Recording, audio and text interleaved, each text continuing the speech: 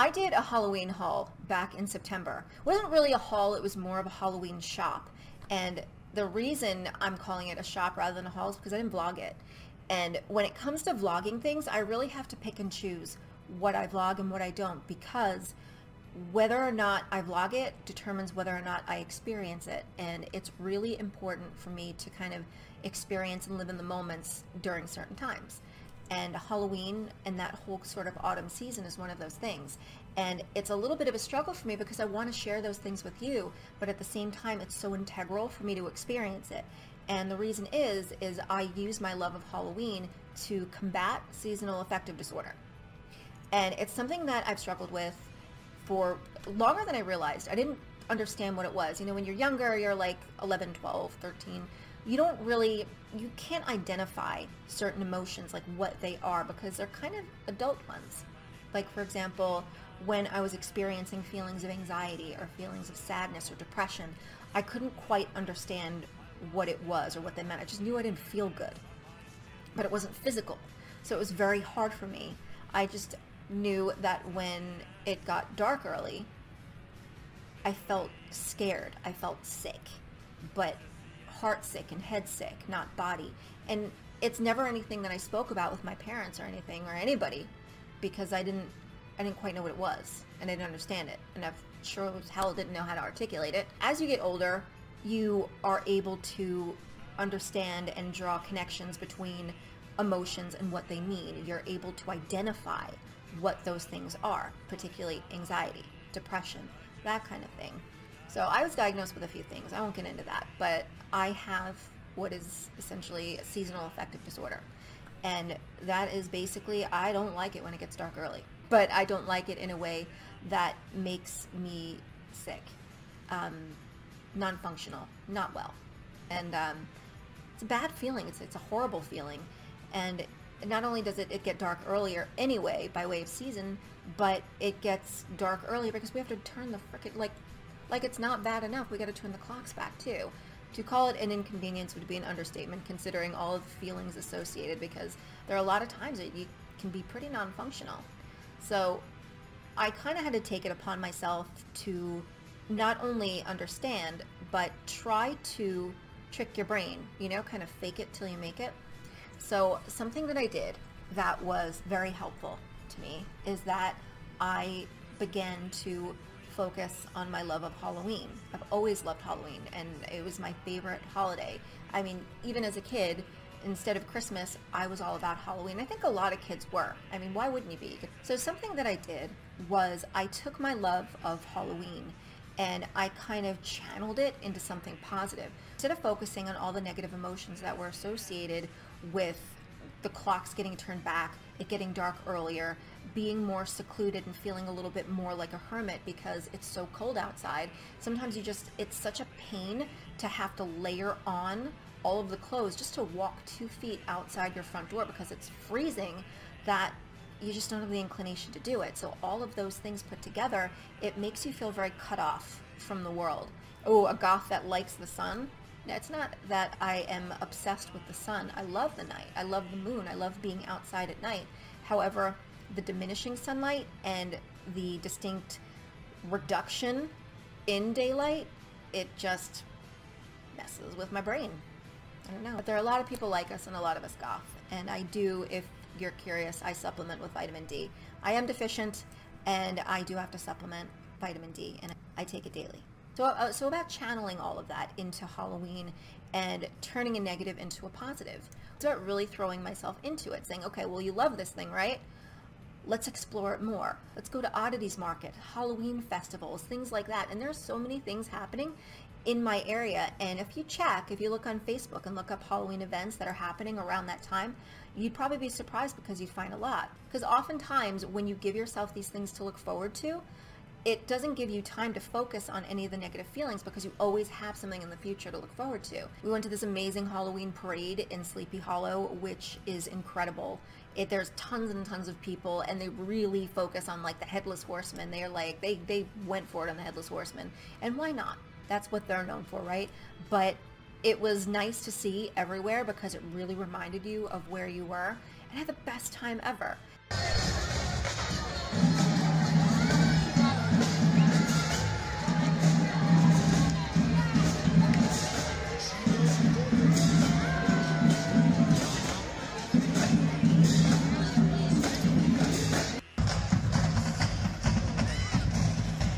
have haunted attractions everywhere. You have like haunted hay rides, haunted corn mazes, you have different haunted houses. And even if you don't like to do the kind of haunted events, just kind of sit around for the whole ambiance of the thing and have hot apple cider and apple cider donuts and that kind of thing. And it's fun.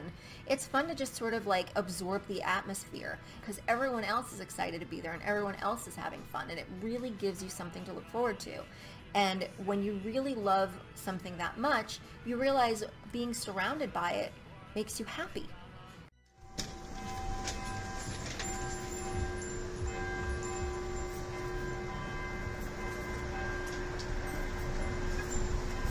The only thing I'm confused by is why Medusa is being eaten by the snake. Maybe she's coming out of the snake?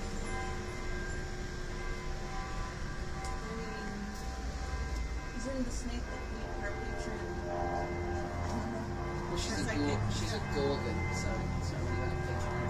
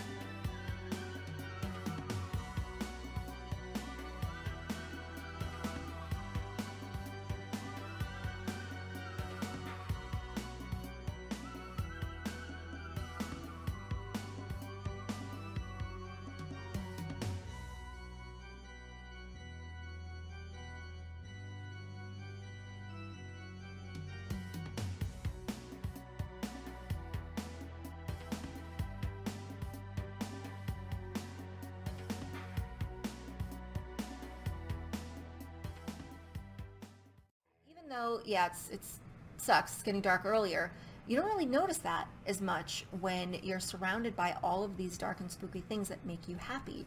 You're surrounded by bats, you're surrounded by witches' broomsticks, you're surrounded by very macabre sounding music, and all of these really fun and whimsical things, and it's an amazing distraction. So when I say Halloween, it's not just, say, the month of October. I really celebrate it from September going through to February, and it's really important for me to focus on that, because when I'm focusing on that, I'm not focusing on any negative emotions or feelings, but I'm actually feeling positive things. You know, because once Halloween came, all the fun was over, and then I'm just back to feeling like crap again. But it's so important to nurture those aspects, nurture the very thing that you love. So instead of focusing on all of that negativity associated with getting dark early and all that stuff, suddenly I'm buying canned pumpkin every week because every week I'm baking something Halloween themed. I love to bake, and my house smells like cinnamon 24/7 for those months, and you're looking forward to it now. Suddenly it's not a case of, oh my god, that feeling in the pit of my stomach, I hate this, it's getting dark early, and you are watching the calendar and you are waiting for December 21st to roll around, because once that happens, suddenly sunset moves 1 minute up. And I will check Google every day and look for sunset and see what time it is, and I watch it go up a minute every single day. But I'm finding that I don't really need that so much anymore. I mean, I still have my moments, I still have it, but it's not nearly what it was. And sometimes a really great distraction is something that you need to get you through that period. And for me, Halloween is that. It was my happy place when I was a little kid, and it was a place where I can daydream and be someone else and eat candy and just kind of look around at all the interesting costumes and faces just for a night. But now I get to enjoy that for several months. And I think that it's healthy to kind of explore that kind of thing, particularly when you're struggling like that. And there really is, see, to me, there's a big difference between childish and childlike. And being childlike, you can still kind of carry with you its maturity. You can still be mature when you need to be, but When you're childish, you're just an idiot running around all the time, just doing dumb crap. I love being able to vlog events and vlog all of these different sort of things that I can share with you. But sometimes when it comes to things, you have to prioritize your own mental health, and that's what I've been doing a lot more with Halloween, because there are some times I'm like, you know what, no, I need this right now. There have been times where I will vlog something, I'll vlog an event, and I'll be watching it back, and I'll find myself wistful and thinking, oh God, I wish I were there. You were there, you filmed this. That in itself is just sort of a testament to how much you're focused on capturing the moment and not feeling it. And so you really have to pick and choose. And it was very important to me to experience these months, particularly now it's been a bit of a rough one. So it was important for me to experience a lot of the different things, which is why you didn't really see very much when it came to Halloween for me this year.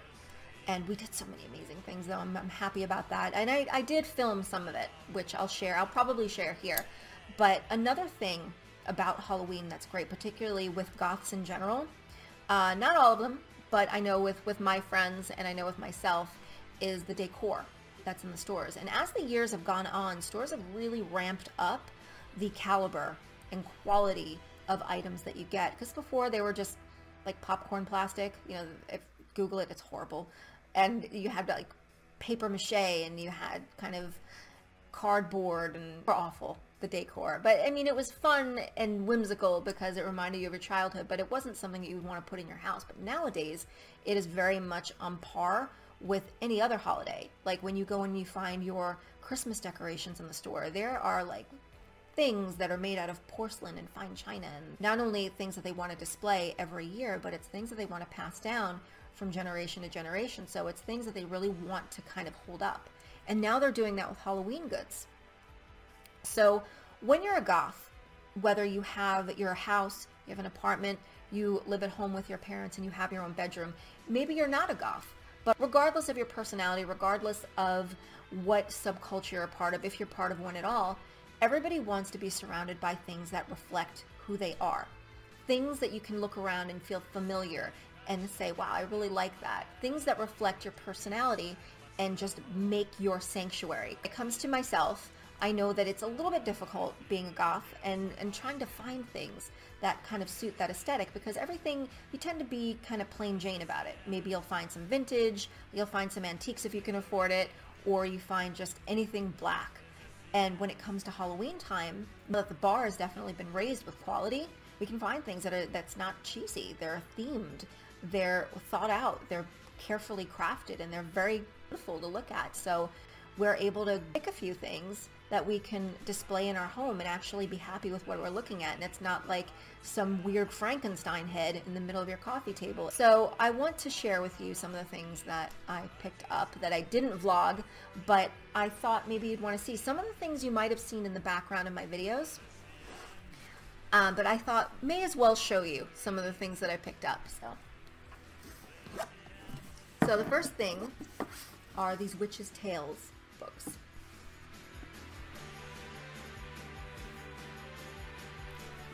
I didn't take the stickers off that. Probably do that now. I love how it says for decoration only, as if we're going to attempt to read it and somehow harm ourselves. It was $9.99. We have this size, and I got a bit of a larger one here.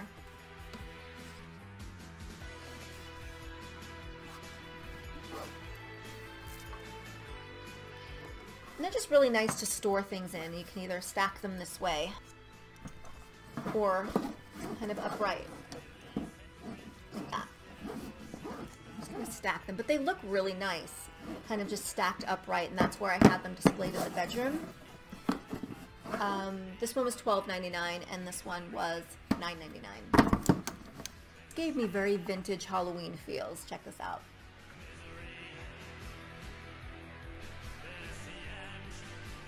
It's been hand beaded. It says Black Hat Society, and it was $9.99. I just really liked it.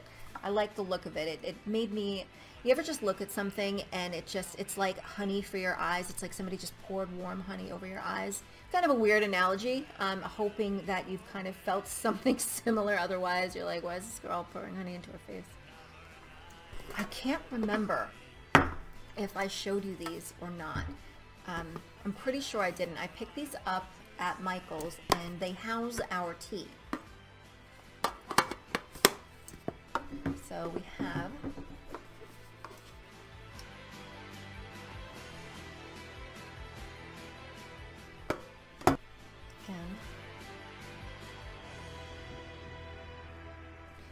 so in here we have Tetley tea in here. So we have 2 containers of black tea, and then this one is, these are all the herbals. That's definitely the Tezo citrus. This was featured in my Halloween cupcake video. I displayed my cupcakes on it.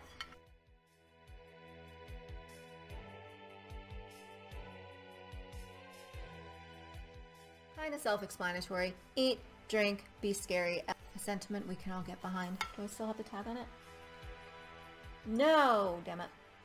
But I can tell you it came from Target. I picked this one up at my local grocery store. I went there for milk and I came home with milk and a cauldron.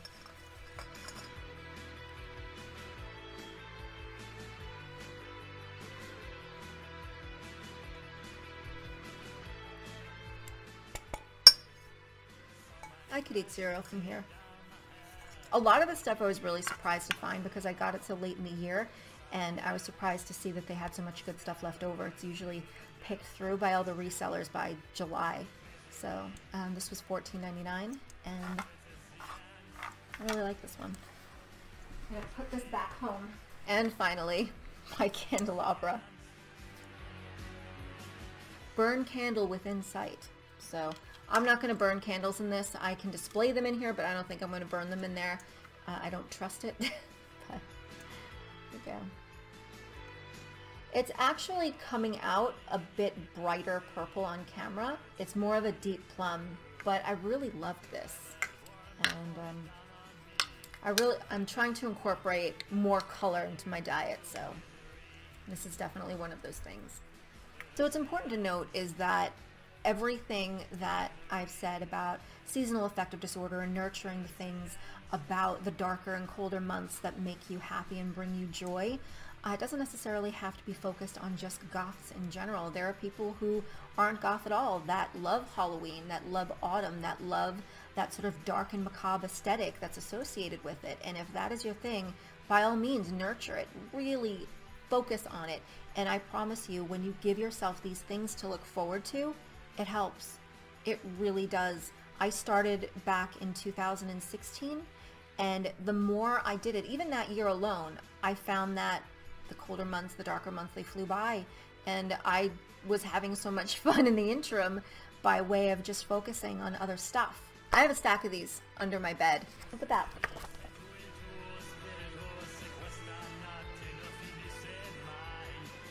So it gives you things to focus on. It gives you things to look forward to. So you can try all these different creative projects that they have, and you can learn to bake all these different sort of holiday things. And it doesn't necessarily have to be Halloween, just fall in general. All of the flavors associated with fall. It's easy when you're so distracted by other things and you have your friends calling you and saying, hey, you'll never guess what's going on here. They're doing a Halloween such and such. And you go. Be a yes person. Don't say no. Always be the yes person and go and do these things. And take fall and you just kind of stretch it throughout until February. That's what I do. And honestly, you're so involved in all of these different things and these different projects, and by the time you're done, suddenly the sun is going down later and later, and you get more daylight and you're feeling better.